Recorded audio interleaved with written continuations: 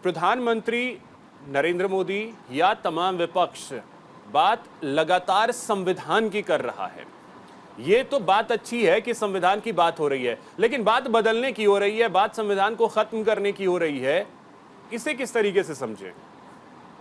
देखिए, अभिषेक जी, आपने बड़ा अच्छा प्रश्न किया और मुद्दा बहुत अच्छा है। पहले तो आपको बधाई।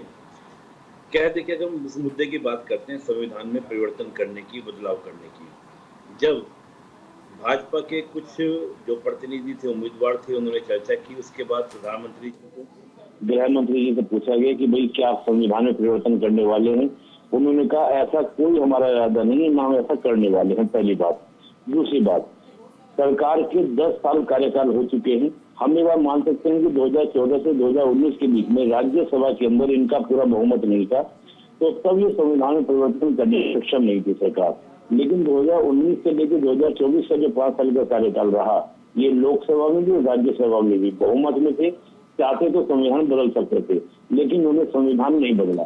दूसरी ओर जो पार्टी ये कहती है कि हम संविधान बात कर रहे हैं कि बीजेपी संविधान परिवर्तन करेगी, हम संविधान की रक्षा करेंगे, एक बार उनका भी हम रिपोर्ट देख ले।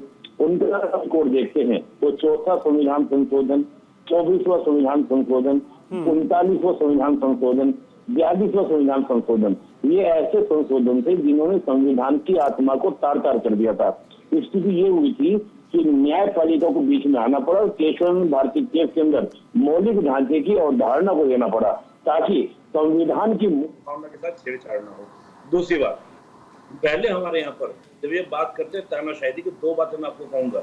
जब हम बात तानाशाही के कहते हैं कि तानाशाही आ जाएगी, तानाशाही आने के 2 आधार हैं। पहला आधार, जब जो हमारे सरकार के मेन 3 अंग हैं, विधायिका, कार्यपालिका, न्यायपालिका, वो इंडिपेंडेंटली काम ना करें, यानी कि वो पृथककरण के सिद्धांत पे काम ना करें। और दूसरा, जो नीतियां हैं वो लोगों के लिए ना हो, लोक नीति हमारे यहाँ ना बने। क्या हमारे यहाँ सुप्रीम कोर्ट स्वतंत्र रूप से काम नहीं कर रहा आज की तारीख में? आप देखिए, इलेक्टोरल बॉन्ड का डिसीजन दिया, सरकार ने इसको स्वीकार किया।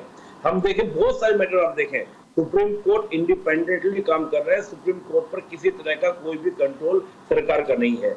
1975 की हम बात करते हैं, राजनारायण केस के अंदर सुप्रीम कोर्ट पर इतना दबाव था कि सुप्रीम कोर्ट को यह तक कहना पड़ा कि जो लोगों का जीने का अधिकार आर्टिकल 21 के तहत वो तक छीना जा सकता है इमरजेंसी के दौरान।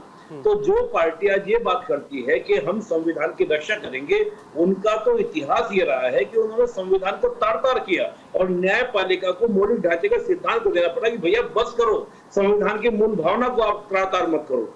तो किस आधार पर? मेरा सिंपल सा प्रश्न है कि 10 साल में एक काम ऐसा बताइए सरकार का, मोदी सरकार का, जो इन्होंने संविधान के अगेंस्ट किया हो, संविधान के विरोध में किया हो, तो मैं जानूं कि हाँ भाई ये बात है।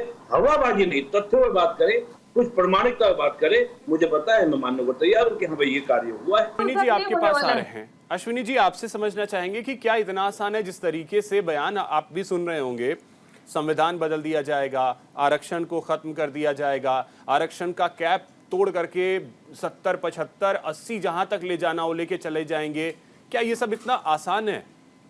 ये बिल्कुल आसान नहीं है।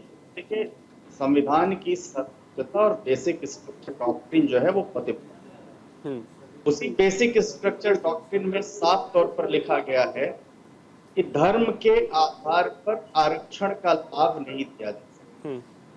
उसी बेसिक स्ट्रक्चर डॉक्ट्रिन को अगर हम देखें तो संविधान पर किसी धर्म के लोग अगर इसके दायरे में आते हैं तो उनको अल्पसंख्यक होने या पिछड़ेपन के आधार पर लाभ मिल सकता है, लेकिन इसको ऑलरेडी माइनॉरिटी में इतने लाभ मिले हुए हैं माइनॉरिटी का होने की वजह से।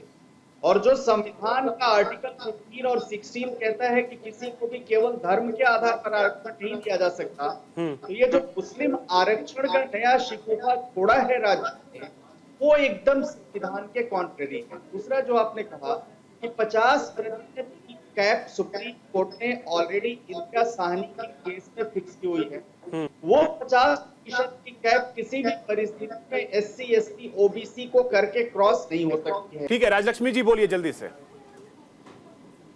अभिषेक जी, बात यह है कि देखिए, अमेंडमेंट तो बहुत बार हुई है हमारे कॉन्स्टिट्यूशन में, और वो भी देखिए अलग अलग विषयों की वजह से हुई है। और सबसे ज्यादा फेरबदल, सबसे ज्यादा अमेंडमेंट तो कांग्रेस के कार्यकाल में हुआ है।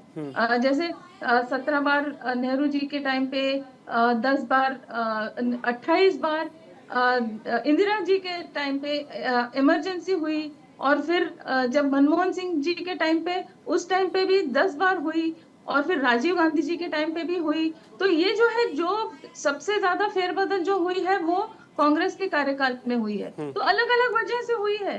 तो देखिए, जब ये जो बात होती है कि हम कुछ भी अगर समझे कोई एक रेवोल्यूशनरी, एक कोई अच्छा एक प्रपोजल होता है, जैसे फॉर एग्जांपल आप देखिए कि अगर यूसीसी लाना है तो उसमें थोड़ा सा आपको कॉन्स्टिट्यूशन में भी कुछ चेंजेस करने ही पड़ेंगे। तो ये जो है, ये समाज के सुधार के लिए अगर है कोई विषय, तो उसमें वो भी पूरे देश को साथ में लेकर उसमें जो भी है चर्चा वगैरह होके होगी ये सब। तो ये ऐसा नहीं है, देखिए हाई कोर्ट ने भी, सुप्रीम कोर्ट ने भी बार बार कहा है कि जो मूल स्ट्रक्चर है कॉन्स्टिट्यूशन का, उसको कोई भी नहीं बदल सकता। और इसको प्रधानमंत्री जी ने भी, हमारे गृह मंत्री जी ने भी, सबने बार बार कहा है। फिर भी ये लोग बार बार वही कहे जा रहे हैं कि ये लोग आकर आपकी कॉन्स्टिट्यूशन को बदल देंगे। तो ये इसका कोई भी स्पष्टीकरण नहीं देते कि हम किस तरीके से मुस्लिम आरक्षण देंगे। ये जो देखिए 2009 में कांग्रेस ने अपने मैनिफेस्टो में डाला था कि हमने आंध्र प्रदेश में, केरला में और कर्नाटक में जो हमने मुस्लिम आरक्षण दिया हुआ है, जो, और वो भी मैं आपको कह रही हूँ कि वो जो उन्होंने